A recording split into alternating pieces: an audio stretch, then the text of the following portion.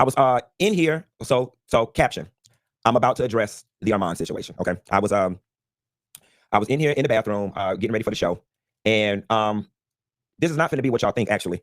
And I just thought about it. You know what I'm saying? I just thought about it, and I thought, what is the correct way to, respond to all of this without creating a further crap storm of the situation. And I'm gonna start off by saying, honestly, I'm not even upset. After seeing Armand's or bits and pieces of his emotional response, it's very hard for me to even be upset with him because it just came off very childlike.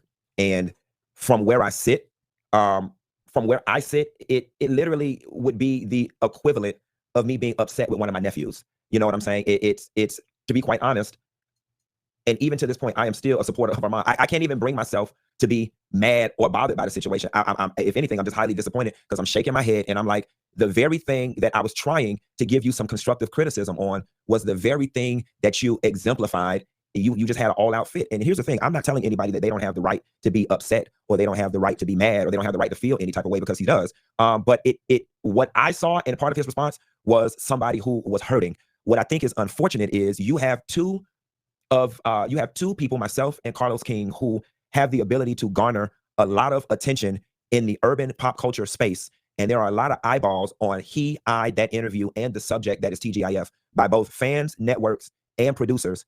And I just find it unfortunate that you could not find it somewhere in yourself to hold it together and present yourself slightly better than that with all these people that are watching and that want the tea and that want the salaciousness. And you played right into it and totally exemplified what I said, which was a lack of maturity. And, while I did not mean to hurt your feelings or hurl it as an insult, and I didn't think you take it that way, I further support what I said. It's a complete lack of maturity. Armand, I was very kind and gracious in my words about you, and you and your talent. I actually think fairly highly of what it is that you do. Here is what I know. I don't know the ins and outs of what was going on over there after I left. I don't know what all you were experiencing. I don't. You and a lot of other people are absolutely right. The only information that I am and was receiving was from Al. Claudia and I are not in a relationship, and I did not talk to any other producers after I left the show. So there is a world where my perspective on things can be a bit askew. However, coupled with what I experienced while I was there, while it may be one-sided, I highly doubt that it's so one-sided to the point where my assessment of it still was unfair. A hardcore fact: regardless of how the roast came about, there was a roast that took place, and then the show never came back. There was a roast that took place, and the show never came back. So it is reasonable for one to conclude that the roast was a contributing factor in the show not coming back. That's an irrefutable fact. There was a roast, and then the show never came back, unless I'm missing something. I did not watch Armand's video. I got a couple bits and pieces from friends. Me personally, I don't torture myself by sitting back and watching things where people are just going in on me. But my friend did send me a clip at the end where Armand was crying, and he was saying that nobody knows what he was going through and that he was catching it on all ends or both ends or something to that effect. And I 100% agree with him. And the position that you found yourself in, Armand, was the very position I was trying to prevent you from being in. Hence why I gave you all the information that you needed to navigate that space. See, the unfortunate thing is, you've got one person who has made it their life's mission to be in all the comments, responding to all the blogs, doing all the interviews, the first person to break the news that the show was canceled before the show was even officially canceled. The only person doing all the talking, everybody else is quiet. And thus, that's the person driving the narrative. You got swept up in some games that were being played before you entered the scene. And you made the choice to align yourself with the very side. And I'm going to reveal some stuff here. You chose to align yourself with the very person when you were auditioning who went to the execs and said, he does not like women. I feel threatened when working with this person. This person is not a good fit. And whether you know it or not, and despite how you may feel about Al at this point in time, it was Al who stood up for you and said, you know what? I have to draw the line here. It's one thing if you don't want to work with him. That's one thing. It's another thing for you to ruin his name with the whole Fox organization. Okay? Once that was revealed to me, that is when I started working on your behalf in the background. That's when I began texting Joyce, saying, Joyce, y'all would be a doggone fool not to hire Armon. Y'all would be a fool. He's the only one that can do it. Then, if you notice, when I posted that post on my Instagram and I said, Armon did so good, y'all, it's nobody else that can take my spot except Armon. That was all intentional, Armon. That was all intentional. That was me and Al working in the background to get you the job because she was working so hard for you not to get it. The PTSD from me being there, you even told me that she called you and said, don't think because you got a YouTube page and you got a YouTube following that means anything over here. The same one who said you were talking too much, that you need to dial it back, that you needed to fall back. You can take what I gave you. You can take it any way you want to take it. Based on the experience that I had there, I felt like I was doing you a service, not a disservice, by disclosing everything that I experienced when I was working there. You know, unfortunately, somehow or another, you were able to get swept up in a game that was much bigger than you. And honestly and truthfully, I felt like I prepped you good enough for you not to have got swept up in that. And I think what I see in you is also what I see in a lot of younger gays is that they cling to these women thinking that these women gonna take them somewhere. And honestly and truthfully, you got swept up in her game, and collectively, that game caused that show to get canceled.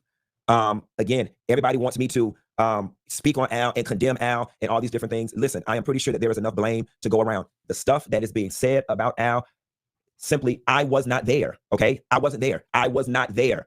So whatever it is he's talking about between the time that he was there, I don't know anything of that.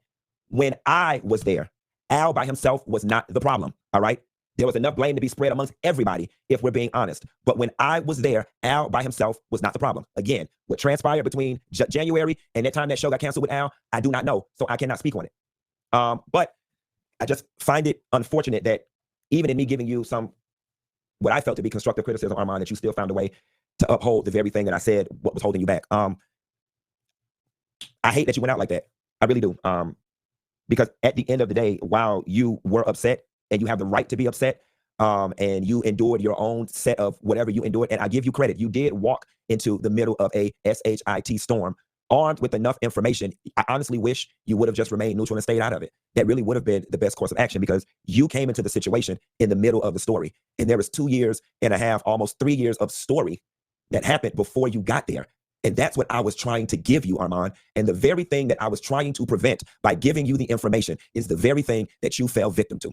And I still think, based on your response, you don't even see how you got played in all of this. I can't even be mad with you because you are a victim.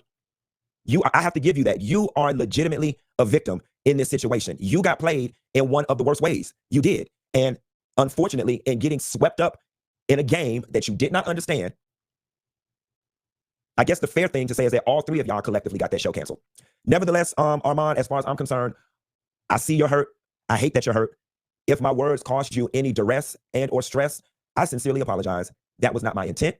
I really was trying to big you up and give you a bit of constructive criticism on the side. You didn't take it that way. But me being just a little older and a bit more mature about it, this is not one of those situations where I'm going to take back what I said, because what I said was said from a place of love, and it was said to only benefit you. And now I'm going to have to actually double down on it, dog. There is a maturity piece, Armon, that's missing, man. And I'm saying this with so much love. It was missing with that rant, and it was missing with your response to me. Yeah, you got one off.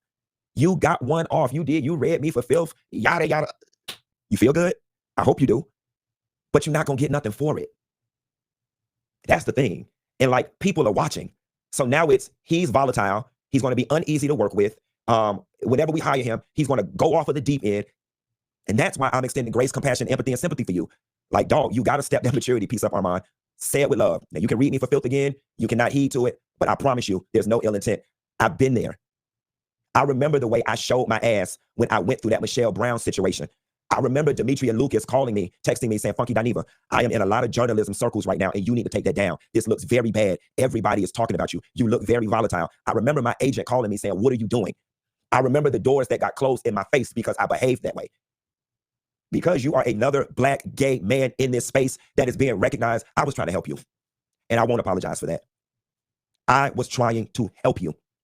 And I'm still trying to help you. Like I said, I'm not mad. You can pick up the phone today, tomorrow, and call me, and I promise you, we can talk about it and go get a drink. Black man, I want you to know, I see your hurt. I'm sorry for anything that I may have contributed to that hurt, but my intentions were pure. And I hope that we can get past this. Because like I said, I don't feel no ways tired about it. I'm not bothered. It didn't move me none. I get it. And I just wish things hadn't been the way it was. With that being said, that's all I got left on it, y'all. That really is all I got left. And we're going to go ahead and get the show started.